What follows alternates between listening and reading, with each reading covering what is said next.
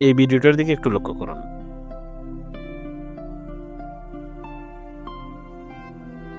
সুন্দর না? ম্যাজিকের মতো লাগতেছে। এরকম ভিডিও আপনি কিভাবে তৈরি করবেন তার সম্পূর্ণ প্রসেস দেখাবো এই ভিডিওতে। চলুন বন্ধুরা, ভিডিওটি শুরু করা যাক। তো প্রথমে আপনি এরকম একটি ভিডিও করে নেবেন, পানি ডালবেন, তারপর লাফ দিবেন এবং শেষে একটু জায়গা এভাবে ধরে রাখবেন তারপর আপনি ক্যাপকাট ওপেন করে নেবেন। ক্যাপকাট ওপেন করার পরে ভিডিওটি ক্যাপকাটে নিয়ে আসবেন। তো আমি ভিডিওটি ক্যাপকাটে নিয়ে আসলাম। তো আনার পরে প্রথম কাজটি হলো আপনি পানি ডালার আগ মুহূর্তটা অর্থাৎ পানি ডালার মুহূর্তটা স্প্লিট করে নেবেন। নিচের দিকে যে স্প্লিট অপশন আছে এটাতে ক্লিক করবেন, স্প্লিট হয়ে গেল। এই যে লাফ দিয়েছিল, যে লাফ দেওয়ার মুহূর্তটা সেই অংশে চলে যাবেন। লাফ দেওয়ার ঠিক আগ মুহূর্তটা, এই যে লাফ দেওয়ার ঠিক আগ মুহূর্তটা এখানে আপনি স্টপ করবেন। স্টপ করার পরে এই অংশটাও স্প্লিট করে নেবেন। তো স্প্লিট করার পরে এই যে সামনের যে অংশ আছে এই অংশটা আমার দরকার নেই, আমি এই অংশটা ডিলিট করে দিব। এই যে ডিলিট অপশনে আমি ক্লিক করে ডিলিট করে দিলাম।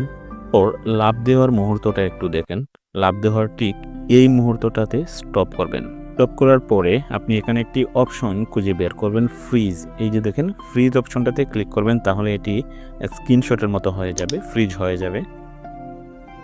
দেন আপনি এখান থেকে ক্লিক করবেন রিমুভ বিজি, এটিতে ক্লিক করবেন। এটিতে ক্লিক করার পরে এখানে দেখেন কাস্টম রিমুভাল, এই অপশনটাতে ক্লিক করবেন। তারপর এখান থেকে ব্রাশ সাইজ 0 করে নেবেন এবং ব্রাশে ক্লিক করবেন। ব্রাশে ক্লিক করার পরে আপনি যে এই মানুষটাকে কি করবেন, মার্ক করে নেবেন, সম্পূর্ণ মার্ক করে দেখবেন ব্রাশটা যেন কোনোভাবেই এর বাইরে না যায়। তারপর এভাবে মার্ক করে আপনি এই টিক চিহ্নতে ক্লিক করে দিবেন।